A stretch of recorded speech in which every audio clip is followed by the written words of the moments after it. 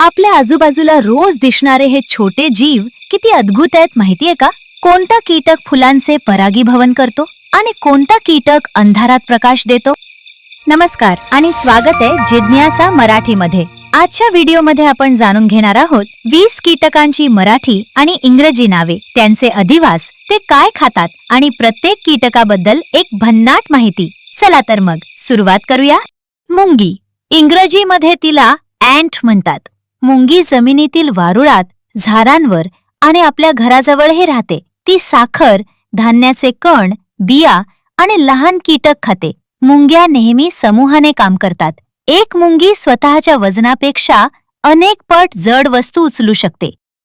मधमाशी. इंग्रजीमध्ये तिला हनी बी म्हणतात. मधमाशी बागा, शेतं आणि जंगलातील पोळ्यांमध्ये राहते. ती फुलांमधील मध आणि परागकण गोळा करते. मधमाशी फुलांचे परागीभवन करून फळे, भाज्या आणि पिकांच्या उत्पादनात मदत करते. फुलांचे परागीभवन करण्यात महत्वाची भूमिका बजावते. फुलपाखरू. इंग्रजीमध्ये तिला बटरफ्लाय म्हणतात. फुलपाखरू बागा, शेतं, जंगलं आणि फुलांनी भरलेल्या ठिकाणी आढळते. ते फुलांमधील मध पिऊन आपले अन्न मिळवते. फुलपाखरू आपल्या पायांनी चव ओळखू शकते आणि त्याचे जीवन 4 टप्प्यात पूर्ण होते: अंडे, अरी, कोश आणि प्रौढ फुलपाखरू. फुलपाखरू हे निसर्गातील सौंदर्य आणि परिवर्तनाचे सुंदर प्रतीक आहे. डास. इंग्रजीमध्ये तिला मस्किटो म्हणतात. डास प्रामुख्याने साचलेल्या पाण्याजवळ, ओलसर जागी आणि घराच्या आसपास आढळतो. नर डास फुलांचा मध पितात, तर मादी डास अंडी तयार करण्यासाठी रक्त शोषतात. काही डासांच्या प्रजाती मलेरिया, डेंग्यू आणि चिकुनगुनिया यांसारखे आजार पसरवू शकतात. डास आपल्या शरीरातील उष्णता आणि आपण सोडणारा कार्बन डायऑक्साईड ओळखून माणसांपर्यंत पोहोचतात. म्हणूनच डासांपासून बचाव करणे आपल्या आरोग्यासाठी खूप महत्वाचे. घरमाशी. इंग्रजीमध्ये तिला हाऊस फ्लाय म्हणतात. घरमाशी घरे, बाजारपेठा आणि कचऱ्याच्या आसपास जास्त प्रमाणात आढळते. ती अन्नाचे अवशेष, कुजलेले पदार्थ आणि इतर सेंद्रिय वस्तूंवर उपजीविका करते. घरमाशीच्या पायांवर चव ओळखणारे सूक्ष्म संवेदक असतात. त्यामुळे ती ज्या वस्तूवर बसते त्याची चव पायांनीच ओळखू शकते. घरमाशी अन्नावर बसल्यामुळे जंतू पसरू शकतात. त्यामुळे अन्न नेहमी झाकून ठेवणे आणि परिसर स्वच्छ ठेवणे खूप महत्वाचे. झुरळ. इंग्रजीमध्ये याला कॉकरोच म्हणतात. झुरळ घरातील स्वयंपाकघर, बाथरूम, गटारे आणि इतर अंधाऱ्या व ओलसर ठिकाणी आढळते. हे अन्नाचे अवशेष, कागद, कपडा आणि इतर सेंद्रिय पदार्थ खाऊन जगते. झुरळ पृथ्वीवर सुमारे 30 कोटी वर्षांपासून अस्तित्वात आहे आणि विविध वातावरणात स्वतःला सहज जुळवून घेऊ शकते. झुरळ अन्न दूषित करू शकते आणि काही हानिकारक जंतू पसरवू शकते. त्यामुळे घर स्वच्छ ठेवणे आणि अन्न झाकून ठेवणे आवश्यक आहे. वाळवी. इंग्रजीमध्ये तिला टर्माइट म्हणतात. वाळवी जमिनीत, झाडांच्या खोडांमध्ये आणि लाकडी वस्तूंमध्ये मोठ्या समूहाने राहते. ती प्रामुख्याने लाकूड, झाडांचे अवशेष आणि सेल्युलोज असलेले पदार्थ खाते. वाळवीच्या वसाहतीमध्ये हजारो ते लाखो वाळवी एकत्र राहू शकतात आणि त्या अतिशय शिस्तबद्ध पद्धतीने काम करतात. वाळवी निसर्गासाठी उपयुक्त असली तरी घरातील लाकडी वस्तूंना ती नुकसान पोहोचवू शकते. काजवा. इंग्रजीमध्ये याला फायरफ्लाय म्हणतात. काजवा हा एक सुंदर आणि चमकणारा कीटक आहे. तो गवताळ भाग, जंगल आणि ओलसर ठिकाणी आढळतो.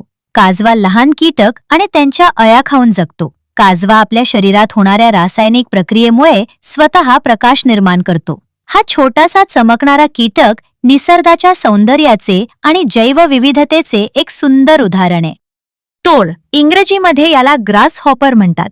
टोळ प्रामुख्याने शेत, गवताळ प्रदेश आणि झाडाझुडपांच्या भागात आढळतो. टोळ गवत, पाने आणि इतर वनस्पतींचे भाग खाऊन जगतो.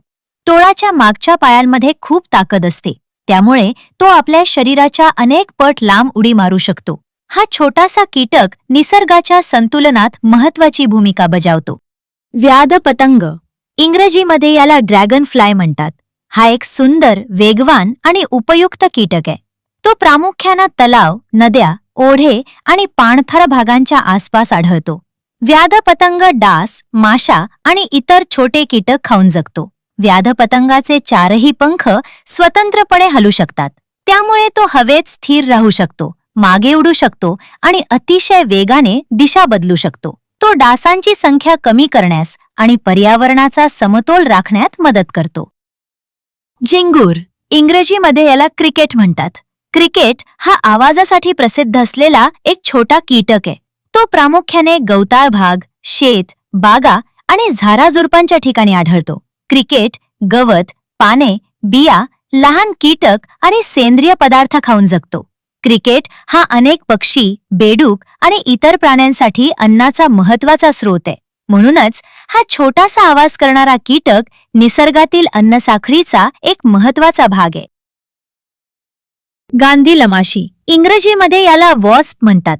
गांधील माशी ही वेगाने उडणारा कीटक आहे. ती प्रामुख्याने झाडे, बागा, शेत आणि घरांच्या छपरांजवळ आपले घरटे बांधते. गांधील माशी लहान कीटक, अळ्या आणि गोड पदार्थ खाऊन जगते.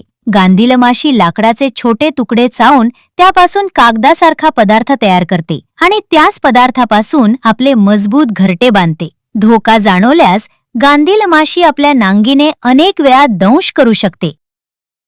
भुंगा, इंग्रजीमध्ये याला बीटल म्हणतात. भुंगा हा कठीण बाह्य कवच असलेला एक मजबूत कीटक आहे. तो प्रामुख्याने शेत, बागा, जंगल, झाडांच्या सालीखाली आणि जमिनीवर आढळतो. भुंगा पाने, फळे, बिया, लाकूड, बुरशी आणि इतर लहान कीटक खाऊन जगतो. जगभरात 4 लाखांहून अधिक बीटलच्या प्रजाती आढळतात. भुंग्याच्या पंखांवर कठीण कवचासारखे संरक्षणात्मक आवरण असते. हे त्याच्या नाजूक उडण्याच्या पंखांचे संरक्षण करते.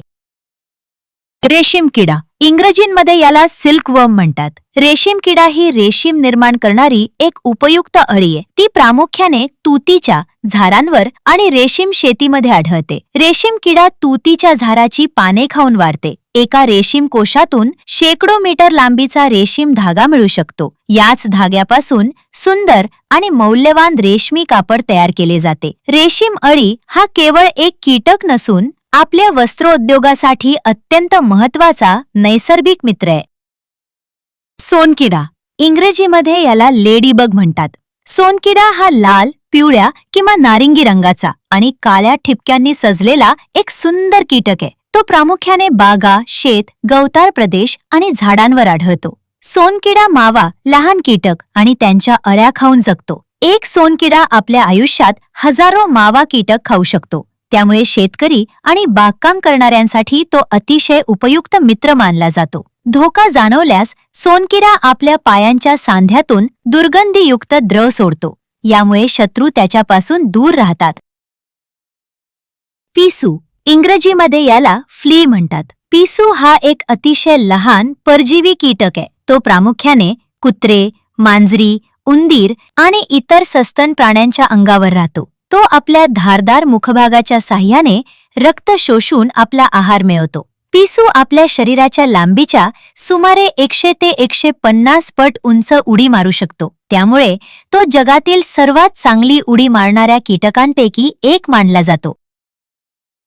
अळी, इंग्रजीमध्ये याला कॅटरपिलर म्हणतात. अळी ही फुलपाखरू किंवा पतंगाच्या जीवनचक्रातील सुरुवातीची अवस्था आहे. ती प्रामुख्यानं झाडे, झुडपे, बागा आणि शेतांमध्ये आढळते. अळी झाडांची पानं आणि कोवळे भाग खाऊन वेगानं वाढते. अळी वाढताना अनेक वेळा आपली जुनी कात टाकते. त्यानंतर ती कोश तयार करते आणि त्यातून सुंदर फुलपाखरू किंवा पतंग बाहेर येतो. हा निसर्गातील सर्वात अद्भुत बदलांपैकी एक मानला जातो. पतंग, इंग्रजीमध्ये याला मॉथ म्हणतात. पतंग हा फुलपाखरासारखा दिसणारा एक कीटक आहे. तो प्रामुख्याने जंगल, बागा, शेत आणि घरांच्या आसपास आढळतो. बहुतेक पतंग रात्री अधिक सक्रिय असतात. पतंग फुलांचा मकरंद पितो, तर काही प्रजाती फळांचा रस किंवा इतर वनस्पतीजन्य पदार्थ खातात. अनेक पतंग रात्री प्रकाशाकडे आकर्षित होतात. शास्त्रज्ञांच्या मते ते चंद्राच्या प्रकाशाचा वापर दिशा ठरवण्यासाठी करतात. त्यामुळे कृत्रिम दिव्यांभोवती फिरताना ते अनेकदा गोंधळतात. काडी कीटक, इंग्रजीमध्ये याला स्टिक इन्सेक्ट म्हणतात. काठीसारखा कीटक हा आपल्या शरीराच्या आकारामुळे ओळखला जाणारा एक अद्भुत कीटक आहे. तो प्रामुख्याने जंगले, झाडाझुडपांचे भाग आणि गवताळ प्रदेशात आढळतो. हा कीटक झाडांची पाने खाऊन जगतो. काठीसारखा कीटक हा छलावरणाचा म्हणजेच कॅमोफ्लॅज उत्कृष्ट उदाहरण आहे. तो आपल्या आजूबाजूच्या वातावरणात इतका मिसळून जातो की त्याला शोधणे कठीण होते. उवा, इंग्रजीमध्ये यांना लाईस म्हणतात. हा अतिशय छोटा परजीवी कीटक आहे. तो प्रामुख्याने मानवांच्या केसांमध्ये तसेच काही प्राण्यांच्या शरीरावर आढळतो. त्वचेतील रक्त शोषून जगतो. त्यामुळे डोक्यात खाज येणे आणि अस्वस्थता जाणवू शकते. ला पंख नसतात, पण त्याचे पाय केसांना घट्ट पकडण्यासाठी विशेष प्रकारे तयार झालेले असतात. त्यामुळे तो केसांमध्ये सहज राहू शकतो. आज आपण 20 कीटकांची माहिती जाणून घेतली. निसर्गातील प्रत्येक जीवाचं स्वतःचं एक महत्त्व असतं. त्यांच्याबद्दल जाणून घेऊया, त्यांचं जतन करूया आणि आपल्या जिज्ञासेला नेहमी जिवंत ठेवूया. अशाच माहितीपूर्ण आणि रंजक व्हिडिओसाठी जिज्ञासा मराठी सोबत नक्की रहा. पुन्हा भेटूया एका नव्या विषयासह. तोपर्यंत धन्यवाद आणि नमस्कार.